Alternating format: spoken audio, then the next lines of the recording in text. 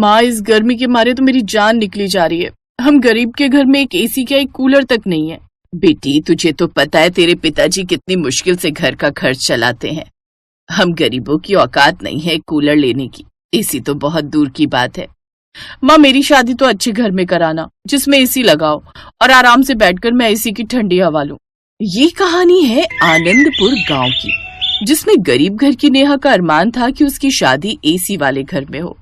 कुछ समय बाद उसके लिए एक मिडिल क्लास परिवार का रिश्ता आता है और सबकी रजामंदी से नेहा की शादी रौनक से हो जाती है। वो गरीब बेशक थी, लेकिन देखने में बहुत सुंदर थी। फिर अगले दिन जल्दी उठकर नेहा घर की साफ सफाई करती है। उसकी सास भी अपनी नई बहू को काम करता देख उसकी बहुत तारीफ करती है और साथ ही उसकी बड़ी बहू को बातचीत करने के लिए एक नया साथी मिल जाता है। ऐसे ही एक दिन तीनों सास बहू बैठकर आपस में बातें कर रही थी। अब तो बिना पंखा चलाए बैठा ही नहीं जाता। सच में माँ जी, इस गर्मी में ना तो मेकअप किया जाता है और ना ही कहीं घूमने का मन करता है। बिल्कुल सही माँ जी, और मुझे तो इतनी गर्मी लगती है कि मुझसे तो गर्मी बर्दाश्त ही नहीं होती है। मैं ये सोच रही थी माँ जी, हमारे पास 2 कूलर रखे हैं। एक कूलर नेहा के कमरे के लिए मंगवा देते हैं, क्योंकि फिर कूलर महंगे हो जाएंगे। तुम ठीक कह रही हो बहू। उन दोनों की बात सुनकर नेहा कूलर की जगह एसी डिमांड करने लगती है। माँ जी, मुझे कूलर नहीं एसी चाहिए, क्योंकि मैं शुरू से यही चाहती थी कि मेरी शादी ऐसे घर में हो जहाँ एसी लगाओ, इसलिए मुझे एसी चाहिए। ये तुम कैसी बात कर रही हो देवरानी जी, हमारे घर में एसी? अरे एसी तो पूरे गांव में किसी के यहाँ नहीं लगा है। देखो जेठानी जी, आपके मोहल्ले में या फिर हमारे घर में एसी लगाओ या ना लगाओ, मुझे इस बात से कोई फर्क नहीं पड़ता। मुझे मेरे कमरे में एसी चाहिए तो चाहिए। बहू, बच्चों की तरह जिद नहीं करते हैं। वैसे ही शादी में इतना खर्चा हो गया, इसलिए मेरे पास इतने पैसे नहीं है कि एसी लगवा पाऊं। अपनी सास की बात सुनकर नेहा का सड़ा सा मुंह बन जाता है, लेकिन वो कुछ बोल नहीं पाती, क्योंकि इस घर की नई बहू जो थी। ऐसे ही दिन गुजरते चले जाते हैं और गर्मी बढ़ती चली जा रही थी। ऐसे ही एक शाम जब नेहा घर का काम कर रही थी, तभी वर्षा और उसकी सास एक नया कूलर लेकर घर आते हैं। लो, अब इस घर में तीसरा कूलर भी आ गया। अब इस कूलर को नेहा के कमरे में लगा देना बस। माँ जी, वो मैं कह रही थी कि पुराने कूलर भी तो अच्छे चलते हैं, तो क्यों ना मैं पुराना कूलर देवरानी जी के कमरे में लगा दूं और नया कूलर अपने कमरे में। पीछे खड़ी नेहा उन दोनों की सारी बातें सुन रही होती है। फिर वो गुस्से में कहती है, क्यों, किस लिए? पहली बात तो मुझे ये नया या पुराना कूलर कोई सा भी नहीं चाहिए, और दूसरी बात ये कि मुझे मेरे कमरे में नया एसी चाहिए। मैंने तुम्हें पहले ही बताया था कि हमारे मोहल्ले में एसी किसी के घर पर भी नहीं है, इसलिए तुम्हें गर्मी कूलर के सहारे ही काटनी होगी। अरे नहीं है तो ले आओ ना, जरूरी है अगर सब कुएं में कूद रहे तो हम सब भी उसी कुएं में कूदेंगे। तुम्हें पता भी है एसी चलाने से कितना ज्यादा बिल आता है। जहां आप 3 कूलर एक घर में एक साथ चला सकती हैं, वहां आप एक एसी चलाकर पूरे घर को ठंडा क्यों नहीं कर सकती हो? आपको पता नहीं है क्या, आजकल एसी बढ़िया तरीके के आने लगे हैं जो कम बिजली लेते हैं, और एसी कौन सा पूरे दिन चलने वाला है, बस रात के समय तो चलेगा। देख बहू, ज्यादा चिक चिक करने की जरूरत नहीं है। घर में कूलर आ गए, अब तुम्हें इसी से अपनी गर्मी काटनी होगी। जब मैंने एक बार बोल दिया कि मुझे घर में एसी चाहिए तो चाहिए, इससे ज्यादा मैं और कुछ नहीं सुनना चाहती हूँ। इतना कहकर नेहा गुस्से में वहां से चली जाती है।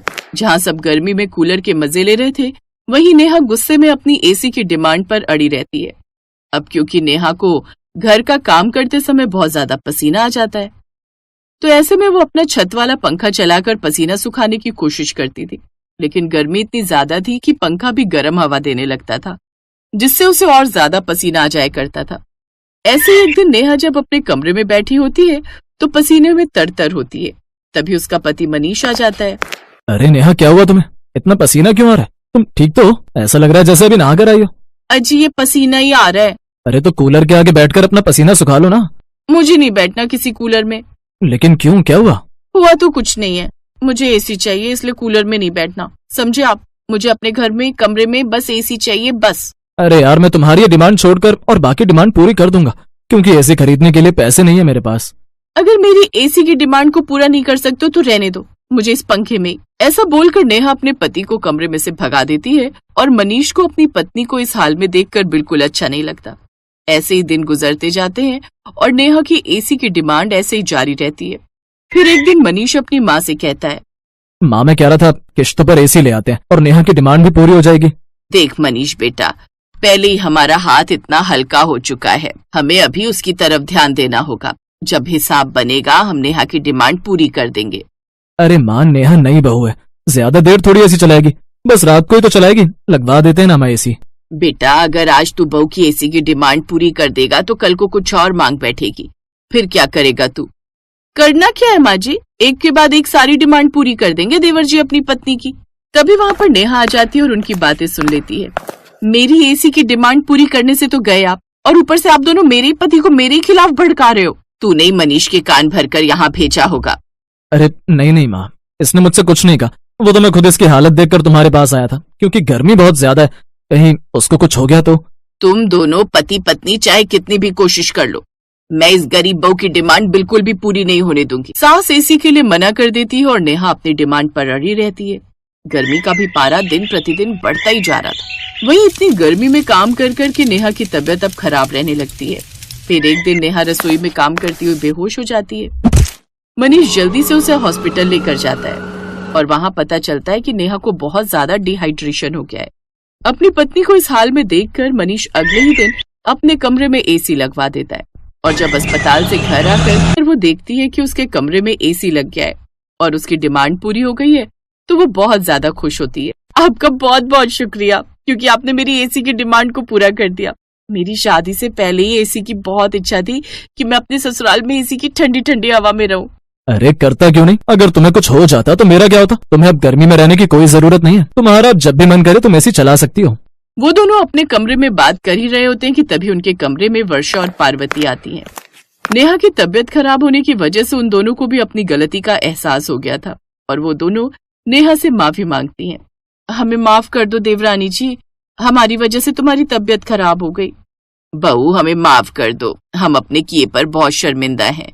हमने पैसे बचाने के चक्कर में कुछ ज्यादा ही कंजूसी कर ली थी। मुझे मेरी गलती का एहसास हो गया है। अब इस घर में जिसे जो चाहिए वो मिलेगा। अरे माँ जी, आप माफी मांगकर मुझे शर्मिंदा ना करें। वैसे भी ये एसी कौन सा मैं अपने लिए लगवा रही थी, मैं तो इसलिए लगवा रही थी ताकि सब बैठकर एसी की ठंडी ठंडी हवा खा सके। ऐसे ही सब लोग एसी में बैठकर बातें कर रहे होते हैं और गरीब बहू की एसी की डिमांड पूरी हो जाती है और अब सब लोग मिलजुल कर साथ में खुशी खुशी रहने लगते हैं।